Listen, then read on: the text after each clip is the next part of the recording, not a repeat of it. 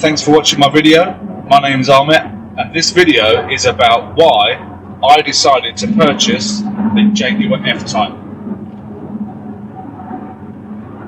So guys, before I start, I just want to say that there was a whole reason as to why I went about purchasing a vehicle in the first place, okay, like a sports car, a toy car of some description. I'll put that in another video completely, because I believe that's another topic. So let's just focus on why I decided to buy the Jaguar F-Type. So when I decided that I was going to buy a vehicle, initially I set myself a budget. I thought, right, let's set a budget for a vehicle that I can, comfortably afford, not have to stretch out on any payments, etc. And obviously bearing in mind and considering the maintenance and upkeep of said vehicle.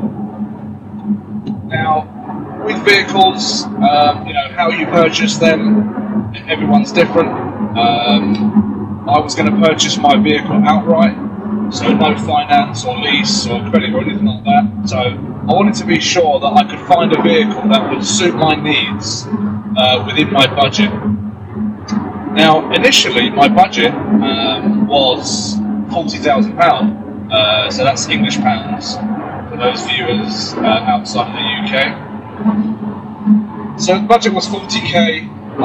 So I did the usual, go online, look on Auto Trader and see what I can get for that kind of budget. Now there's a whole host of cars that are available for that price range, but to begin with, I've always had a soft spot for the Nissan GTR. That's a car that I've always liked. So initially I looked at that and I thought, right, what can 40 grand get me? You're looking at about a 2008, 2009 model, maybe 2010 if you're lucky, that sort of price.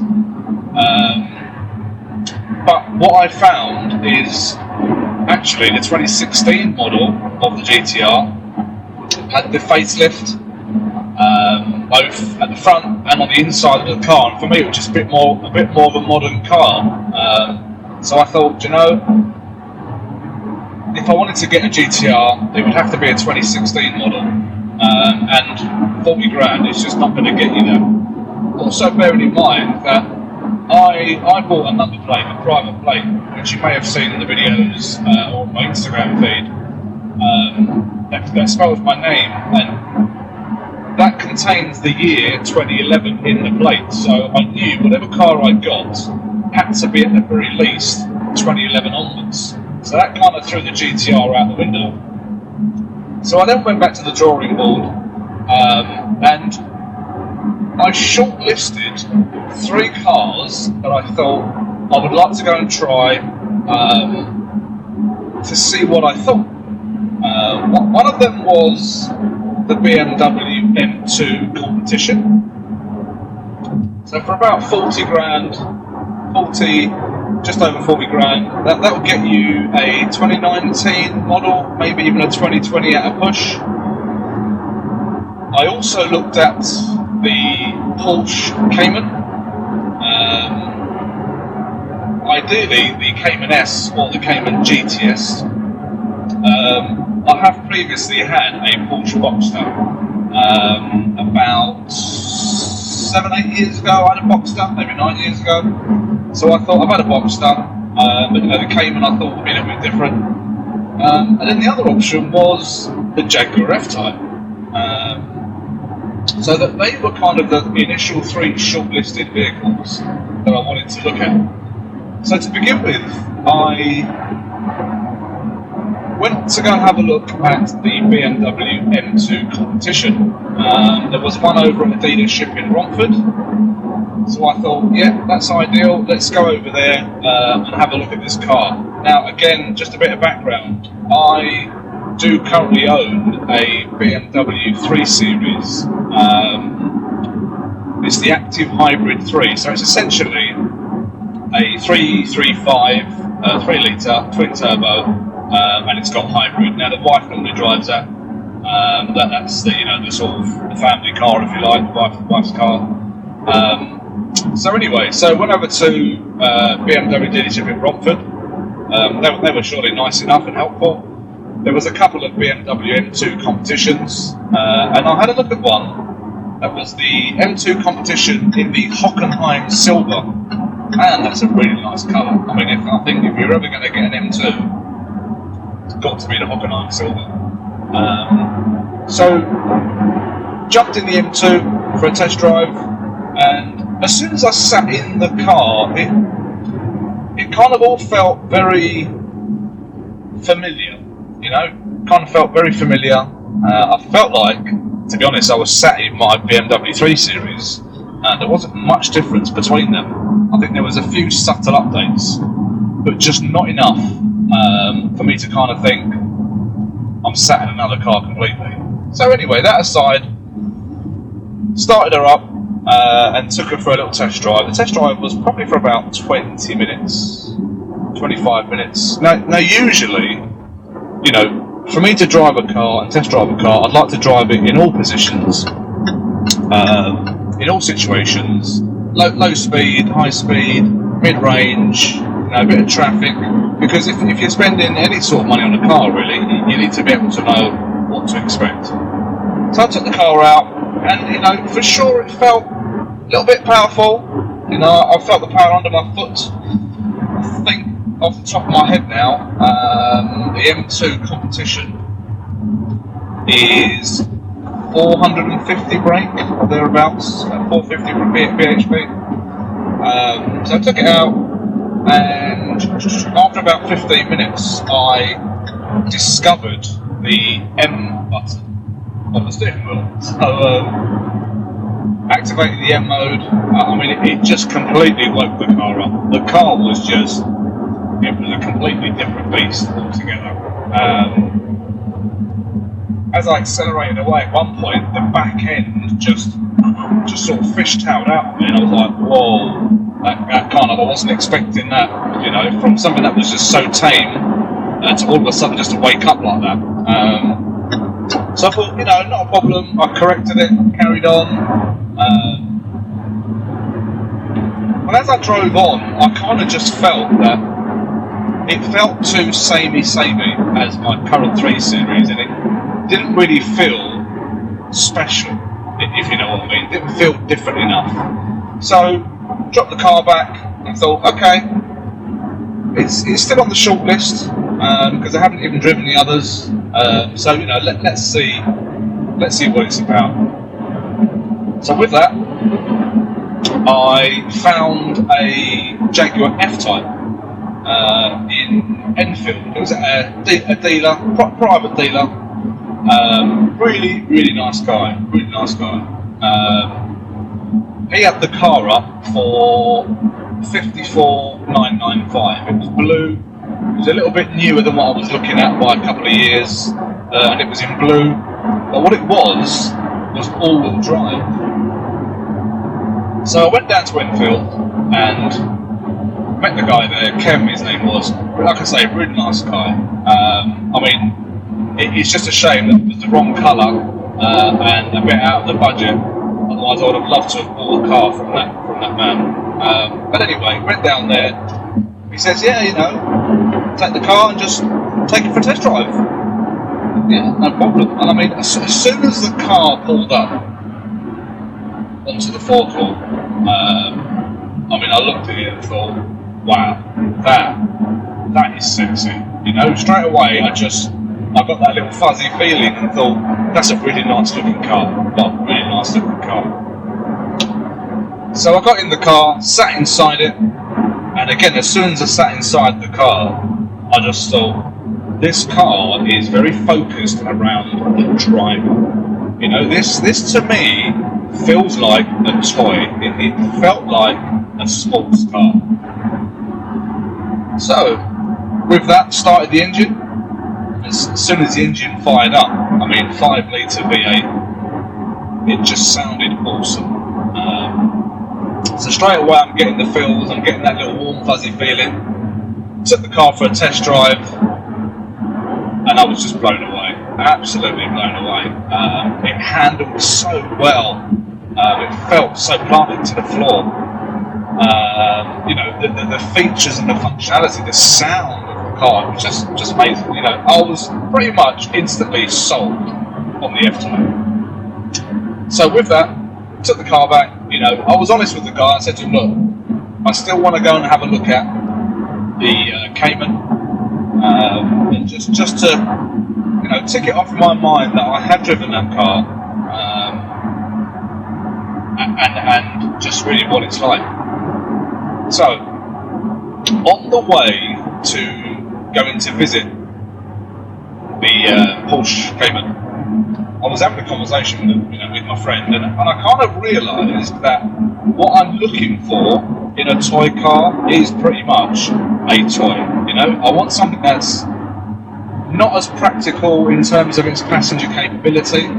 So 2 seats was fine rather than 4, and I wanted something that was built to be a sports car, right? Built to be a fast car. Now, what I mean by that is, if you look at the M2, you can get a 2 Series that's not as powerful, that's not as tuned, so it's still technically a practical car, whereas the M2, I, you know, don't hate me for this, I know it's a completely different beast, but ultimately the dynamics, the overall feel that I was getting was it's pretty much the same.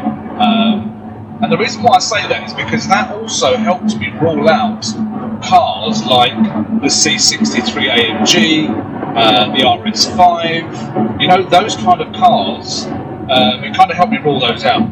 So anyway, went down to the dealership in Essex, again, private dealership, and test drove the Porsche Cayman GTS.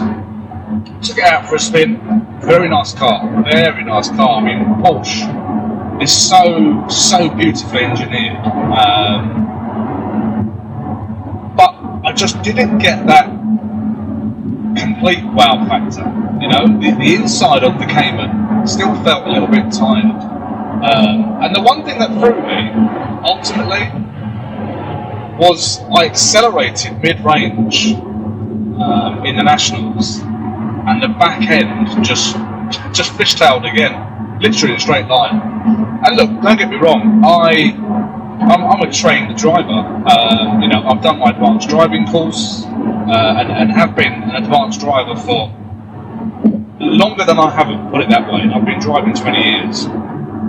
And to me, correcting, fishtail, the back end going, you know, yes, I can do it, and I'm capable of doing so, but do I really want to be doing that constantly? Do I really want to be driving all the time, whilst in the back of my mind,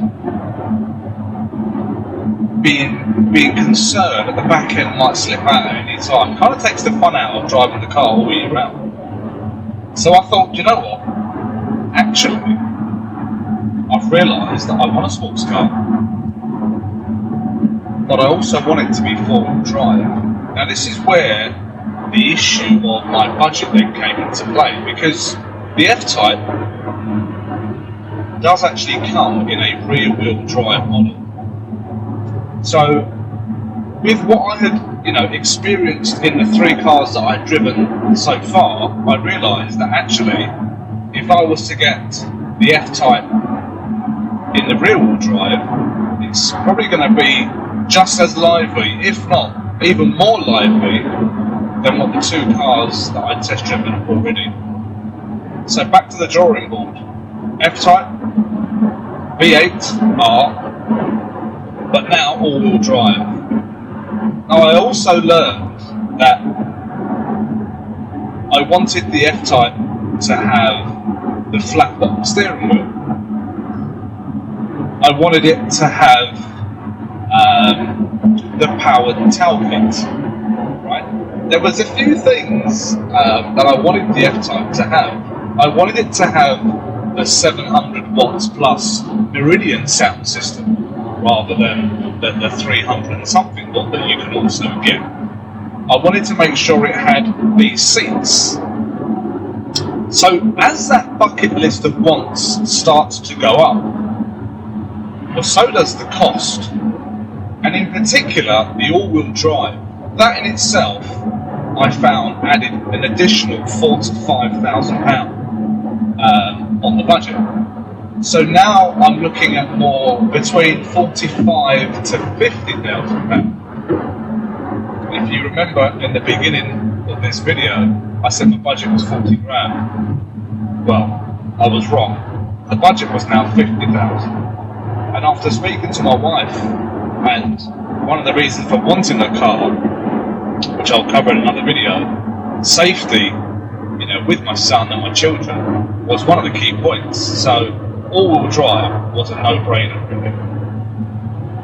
So then I go back to the drawing board to look for cars, look for F-Types, and I see two down in the south, one near Bognor Regis and one in Chichester. One was a private sale and the other one was at a dealership. Both advertised for $49,995. So I arranged to go down and have a look at both vehicles. First of all, I go and have a look at the private one. That was in black. Went down to have a look at it, see the car, and I thought, yeah, that looks nice. And then I started looking at the vehicle itself, and I realised it didn't have the powered rear boot. It didn't have the larger alloys. It didn't have the flat bottom steering wheel. So actually, for that price, wasn't really that spec. So I said, look, thanks, I've seen the car, I've got another one to go and have a look at. That was one in red. Italian racing red, to be precise. So I jumped back in the car with my friend and my son. And we go down to this dealership, which is about 20 minutes away from where the private one was. Pull into the forecourt, look at the inside of the forecourt in the hangar, and there it was. There she was. I mean, just sat there, glistening clean with the lights. Obviously them lights, they really help. And I just took one look at the car and thought, wow, this is the one. I knew straight away this is the one. The colour, amazing. I love this colour. I mean, I've had two R1s, Yamaha R1s previous. I've had three in total, but my previous two R1s were this colour, the lava red. Everyone calls it something different. Candy red, lava red, my Italian racing red. So I love this colour. And I looked, and it had the carbon fibre roof. Now don't get me wrong, I would have preferred, I believe, the panoramic roof. But when I saw this car, with all the additional specs it had, flat bottom steering wheel, race seats, leather lined roof, stitching on the dashboard, rear camera, powered rear gate, rear boot lid, should I say,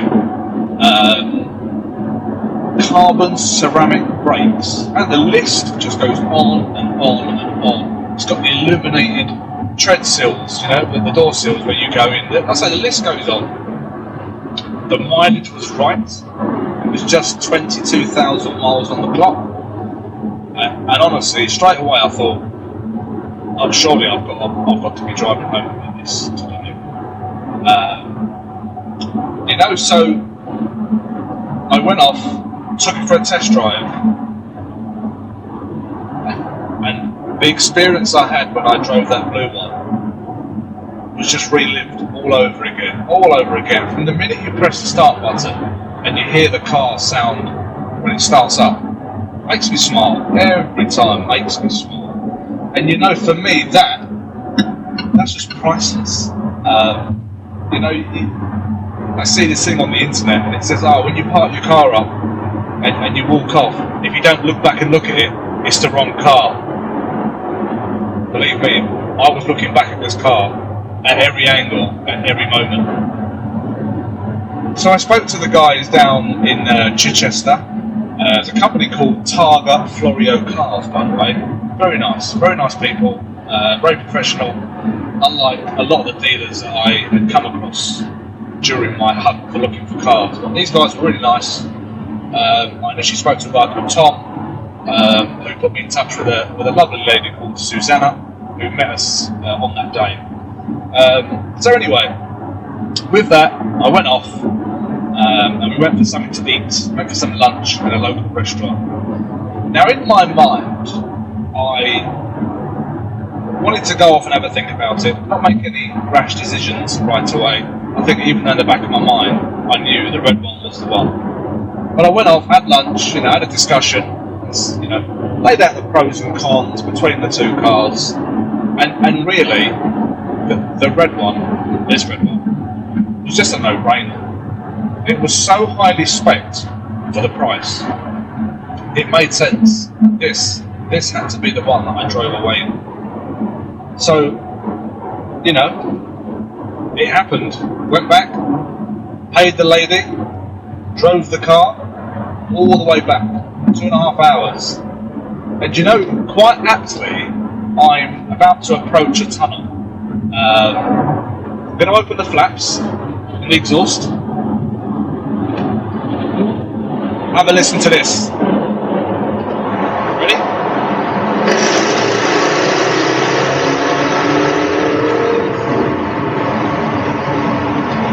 Did you hear that?